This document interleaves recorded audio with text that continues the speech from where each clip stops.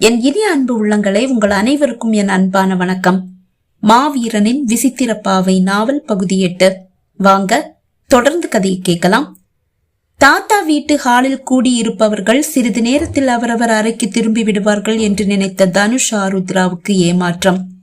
அனைவரும் ஹாலில் கூடி அமர்ந்து ஆருத்ராவை வீட்டிற்கு அழைத்து வருவதை பற்றி பேசிக் கொண்டிருக்க நேரம் கடந்து சென்று கொண்டிருந்ததை தவிர அவர்கள் உறங்கிய பாடில்லை. ஆருத்ரா மீது சுமத்தப்பட்ட பழிகளையும் அதன் உண்மை தன்மையையும் வீடே கூடியிருந்து அலசி ஆராய்ந்து கொண்டிருக்கிறது. அவர்கள் பேசும் எதுவும் சரியாக தனுஷ் செவியை எட்டாததால் அவனுக்கு ஒன்றும் புரியவில்லை. நேரமாக ஆக ஆருத்ராவிடம் ஒரு பதற்றம். என்ன செய்வது என்று அறியாது பதற்றத்தோடு அறையில் போடப்பட்டிருந்த மூங்கில் நாற்காலியில் அமர்ந்திருந்தவள் சிறிது நேரத்தில் அதில் சாய்ந்து அப்படியே உறங்கி போனாள். தனுஷ் படுக்கையில் சாய்ந்து அமர்ந்திருந்தாலும் அவளையே பார்த்தபடி அமர்ந்திருந்தவனின் உறக்கம் எங்கோ சென்று மறைந்திருந்தது. எப்போதோ சட்டென்று விழித்துக் கொண்ட ஆருத்ராவின் விழிகள் தனுஷை தேடியது. அவன் இப்போதும் மூங்கில் படுக்கையில் சாய்ந்து அமர்ந்திருக்கிறான். எத்தனை மணியாச்சு? அவள் கேட்க அவன் தன் செல்போனை எடுத்து பார்த்தான். அது 4:05 காட்டியது. 4:05 இன்னுமா யாரும் தூங்க போகல என்று கேட்டவள் செவியை தீட்டி வெளியே ஏதாவது சத்தம் கேட்கிறதா என்று பார்த்தாள். இப்போது சத்தங்கள் மெல்ல அடங்க ஆரம்பித்திருந்தது. மிகவும் பொறுமையாக காத்திருந்தவள் சத்தம் அனைத்தும் அடங்கிய பிறகு, இப்ப எவ்வளவு நேரம் ஆச்சு என்று கேட்டாள். செல்போனை எடுத்து நேரத்தை பார்த்தவன் 4:15 என்றான். சரி, நான் கிளம்புறேன். நான் சொன்ன விஷயங்களை மறக்க வேண்டாம் என்று கூறிவிட்டுதான் சென்றாள். படுக்கையில் சாய்ந்த தனுஷ் உறங்க முயற்சித்தான். ஆனால் உறக்கம் அவன் விழிகளை தழுவ மறுத்தது. ஆருத்ரா பற்றி ஊர் கூறுவது உண்மையா பொய்யா என்று அலசி ஆராய்ந்து கொண்டிருந்தவன் இடையில் எப்போதோ உறங்கியும் போனான். வெளியே ஏதோ அழுகுரலும் தொடர்ந்து யாரோ எல்லாம் ஓடும் சத்தமும் கேட்டு கண் விழித்த தனுஷ் துள்ளி எழுந்த வேகத்தில் செல்போனை எடுத்து நேரத்தை பார்த்தான். அது 10 மணியை காட்டியது. வெறுமனே சாத்தப்பட்டிருந்த அவனது அறைக்கதவை திறந்து கொண்டு பாலு சந்திரன் இருவரும் உள்ளே வந்தனர். அது என்ன சத்தம்? யாரோ அழுற சத்தமும் கேட்டதே. தனுஷ் கேட்டான். சார், நாங்க கூட அந்த ஆருத்ரா நல்லவளா இருப்பாளோன்னு ஒரு நொடியாவது நினைச்சிட்டோம். அவ எவ்வளவு பெரிய மோசக்காரி, கொலகாரின்னு எங்களுக்கே இப்பதான் தெரியுது. சந்திரன் கூற, என்ன சொல்ற சந்திரன்? புரியாமல் கேட்டான் தனுஷ். ஆமா சார், அவ கோயில் பூசாரி மகளை கொலை செஞ்சு அவர் வீட்டு வாசல்லையே தூக்கி வீசிட்டு போயிருக்கா. கோயில் பூசாரி மகளையா? ஆமா சார், பூசாரியும் பூசாரியுடைய மகளும் நைட் ஒரு 12 மணி அளவுல ஆருத்ரா வந்து உடம்பு முடியலன்னு சொல்லி உதவி கேட்டதும் அவளை கூட்டிட்டு பக்கத்துல இருந்த வைத்தியர் வீட்டுக்கு போயிருக்காங்க. 12 மணிக்கா? வியப்போடு கேட்டான் தனுஷ். ஆமா சார். அப்புறம் என்ன? வைத்தியர் வீட்டை நெருங்கின நேரம் திடீர்னு ஒரு பேய் மாதிரி வாய் விட்டு சிரிச்ச ஆருத்ரா, என்னை யாராலையும் எதுவும் செய்ய முடியாது, உன்னுடைய பொண்ணு இன்னைக்கு எனக்கு பலின்னு சொல்லிட்டு பூசாரி மகளை இழுத்துட்டு மின்னல் வேகத்துல ஓடி மறைஞ்சிட்டாளாம். பூசாரி பின்னாடியே ஓடியும் அவளை பிடிக்க கூட முடியலையாம்.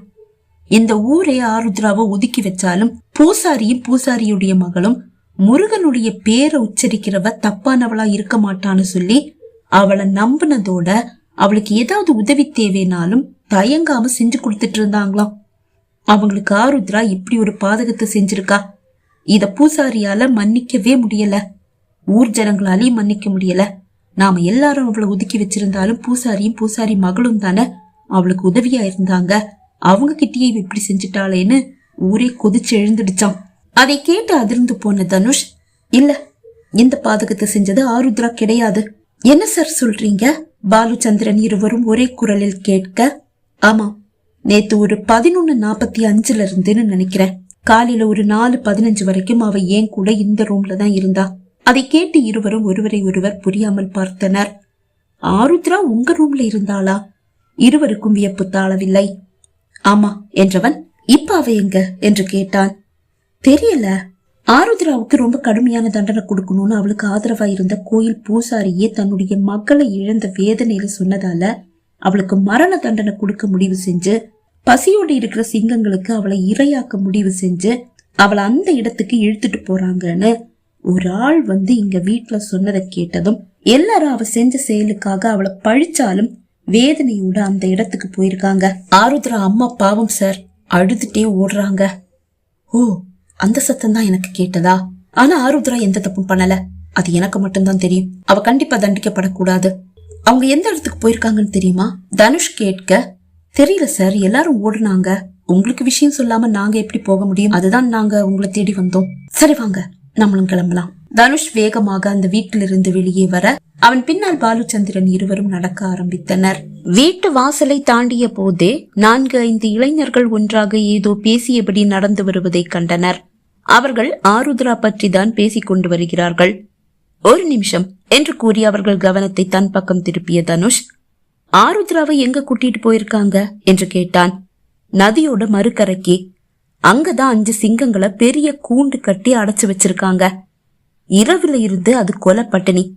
காலையில ஆருத்ராவை அதுங்களுக்கு இரையாக்கணும்னு மருது கிட்ட சொன்னதால காலையில மருது அதுங்களுக்கு சாப்பாடு போட்டிருக்க மாட்டான். கொலை பசியில இருக்கிற சிங்கங்கள் ஆருத்ராவை பங்கு போட்டு சாப்பிட போகுது. ஒரு இளைஞன் கூற, நீங்க இப்ப எங்க போயிட்டு இருக்கீங்க? தனுஷ் கேட்டான். வேற எங்க, அங்கதான். ஒவ்வொரு தடவையும் இதே மாதிரி ஏதாவது ஒண்ணுல ஆருத்ரா சிக்கும் போது அவளை கோயில் பூசாரியும் மகளும் தான் காப்பாத்துவாங்க. இப்ப இதோ கோயில் பூசாரியே அவளை கொலை பண்ண சொல்லிட்டாரு. இந்த தண்டனையிலிருந்து அவ எப்படி தப்பிக்க போறான்னு பாக்கணும்ல. அப்போ அவ தப்பிச்சிடுவான்னு நீங்க நம்புறீங்களா? அப்படிதானே 10 வருஷமா நடந்துட்டு இருக்கு. ஆனா இந்த தடவை அவ தப்பிக்க போறதில்ல. சரி, நதியோட மறுக்கரைக்கு எப்படி போறது? நீந்திதான் போகணும். ஆருத்ராவை மட்டும் தோணியில கூட்டிட்டு போயிருப்பாங்க. நாம நீந்திதான் போகணும். ஆமா, நீங்க யாரு? ஊருக்கு புதுசா?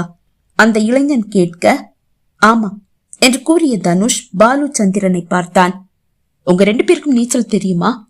தெரியும் சார், இருவரும் கூற, சரி வாங்க போலாம் என்று கூறியவன் அந்த இளைஞர்களை பார்த்தான். நதி எங்க இருக்குன்னு எங்களுக்கு தெரியாது. கொஞ்சம் சீக்கிரமா வந்து நதியை காட்ட முடியுமா? சீக்கிரமா நாங்க அந்த இடத்த போய் சேரணும்.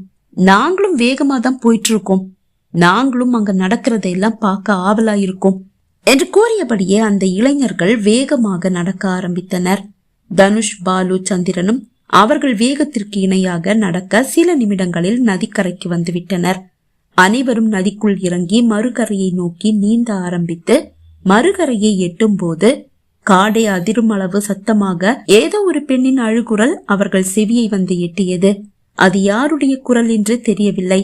குரல் வந்த திசையை நோக்கி வேகமாக ஓட ஆரம்பித்தான் தனுஷ். அவனது வேகத்திற்கு ஈடு கொடுக்க ஒருவராலும் முடியவில்லை. ஆனாலும் அவன் பின்னால் அனைவரும் ஓட ஆரம்பித்தனர். அழுகுரலை எட்டிவிட்ட தனுஷ் அது தன் சின்ன அத்தையின் குரல் என்று கண்டதும் விழிகளை ஓடவிட்டு கூட்டத்தின் நடுவில் நிற்கும் ஆருத்ராவை தேடினான். அதோ மிகவும் அமைதியாக நிற்கிறாள் ஆருத்ரா. தன் அருகில் ஒட்டி உரசியபடி யாரோ வந்து நிற்பதை உணர்ந்த தனுஷ் தலையை திருப்பி பார்த்தான். ஆரண்யா. பாத்தீங்களா தனுஷ், இவ்வளவுதான் நீங்க நேத்து நல்லவன நம்பினீங்க. இவளுக்கு எப்பவுமே ஆதரவாதான் பேசுவா. பேச்சி நம்ம பூசாரி மகதான். அவளையே கொன்னு இருக்கா. அதுவும் பேச்சி அப்பா முன்னாடியே அவளை இழுத்துட்டு போயிருக்கா. இவ எப்ப எல்லாம் நல்லவ வேஷம் போடுறாளோ அன்னைக்கு மறுநாளே இவளுடைய உண்மையான முகம் வெளியே வந்துடும். ஆரண்யா கூற தன் சந்தேக பார்வையை அவள் மீது இறக்கிய தனுஷ், அவன் நல்லவன் எல்லாரும் நம்பும் போது வேணும்னே அவன் மேல வீண் பழிய யாரோ சுமத்தி மத்தவங்க கண்ணுக்கு அவளை தப்பானவனு காட்டுற மாதிரி தான் எனக்கு தோணுது என்றான். அப்போது கூட்டத்தில் நின்று கொண்டிருந்த ஒருவர், நம்ம ஆரண்யாவே வந்துட்டாங்க, அவங்க கிட்டயே நியாயத்தை கேளுங்க என்று கூற ஆருத்ரா அம்மா ஓடிய ஆரண்யா முன்னால் வந்து நின்றார். ஆரண்யா, நீ சொல்லுமா, ஆருத்ராவுக்கு மரண தண்டனை கொடுக்கணுமா? அவ இந்த தப்ப செஞ்சிருப்பான்னு உனக்கு தோணுதா? அவளை மாதிரி யாரோ உருவெடுத்து வந்து இப்படி எல்லாம் பண்ணிட்டு இருக்காங்க, அது உனக்கு கூடவா புரியல? அழுதபடியே அவர் கேட்க, அம்மா, ஆருத்ரா என்னுடைய தோழிதான். அதுக்காக அவ செஞ்ச தப்பு இல்லைன்னு ஆகாதே. அவ அந்த கங்காதரிக்கு துணை போறத நம்ம எல்லாருமே நம்ம கண்ணால பாத்திருக்கோம். அப்படி இருக்க அவ எந்த தப்பும் செய்யலன்னு நீங்க சொன்னா அது எப்படி சரியாகும்? இப்படி எல்லாம் இருந்தாலும் பூசாரியும் பேச்சியும் அவளுக்கு ஆதரவா தானே இருந்தாங்க. இப்ப பூசாரியோடைய கண் முன்னாடியே பேச்சியை இழுத்துட்டு போய் கொன்னு பூசாரி வீட்டு வாசல்லையே போட்டிருக்கா ஆருத்ரா. அத பூசாரியே தன்னுடைய கண்ணால பாத்திருக்காரு. அவரே ஆருத்ராவை கொலை பண்ண சொல்லும் போது வேற என்ன பண்ண முடியும்? அவருக்கு நியாயம் கிடைக்கணும் தானே. தப்பு செஞ்சவ தண்டனையை கண்டிப்பா அனுபவிக்கதான் வேணும். அதுதானே சரி. அதை கேட்டதும் அந்த அம்மனே பிறவி எடுத்து வந்த மாதிரி நம்ம ஊரை ஒரு அரணா காக்குற ஆரண்யாவே சொல்லும் போது அது சரியாதானே இருக்கும் என்று பல குரல்கள் எழுந்தது. அதை தொடர்ந்து ஊர் தலைவர் எல்லைச்சாமி, தண்டனையை நிறைவேற்றுங்கப்பா, இன்னும் என்ன யோசிக்க வேண்டியிருக்கு என்றார். சிங்கங்கள் அடைப்பட்டிருக்கும் கூண்டின் வாசல் திறக்கப்பட்டது. ஆருத்ரா அதற்குள் தள்ளப்பட்டாள். கூண்டை அடைப்பதற்குள் பாய்ந்து வந்து கூண்டிற்குள் புகுந்த தனுஷ் ஆருத்ராவை நோக்கி பாய்ந்து வந்த சிங்கங்களில் ஒன்றை பிடித்து சுழற்றி தூக்கி வீச பாய்ந்து வந்த சிங்கங்கள் மெல்ல பதுங்கின. ஆனால் அடுத்த நொடி 2 சிங்கங்கள் ஒரே பாய்ச்சலாக தனுஷின் மீது பாய, மீதமிருந்த சிங்கங்கள் ஆருத்ராவை தாக்க முயல தன் மீது பாய்ந்த சிங்கங்களோடு போராடியபடியே ஆருத்ராவை நோக்கி பாய்ந்த சிங்கங்கள் அவளை நெருங்காமலும் பார்த்து கொண்ட தனுஷுக்கு சந்தேகம். சிங்கங்கள் வேறு எவரோ ஒருவரின் கட்டுப்பாட்டில் இருக்கின்றன. பாய்ந்து வந்த சிங்கங்கள் ஆருத்ராவை கொல்ல குறியாக இருப்பதையும் தன்னை விரட்டி அடிப்பதில் குறியாக இருப்பதையும் அவன் கண்டான். பாய்ந்து வந்த சிங்கங்கள் எவையும் அவனை தாக்கவில்லை. ஆருத்ராவை தாக்க வந்த சிங்கங்களை தடுக்கும் போதுதான் அவன் உடலில் காயங்கள் ஏற்பட்டன. அதுவும் அவனுக்கு நன்றாகவே புரிந்தது. கடுமையான போராட்டங்களுக்கு பிறகு சோர்ந்து போன சிங்கங்கள் பின்வாங்கி ஒரு மூலையில் சென்று படுத்துவிட்டன. ஆருத்ராவின் கரத்தை பிடித்த தனுஷ் பூட்டப்பட்டிருந்த கூண்டின் கதவை திறந்து கொண்டு வெளியே வந்தான்.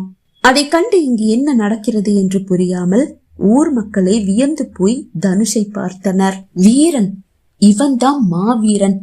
ஆங்காங்கே இருந்து குரல்கள் எழுந்தது.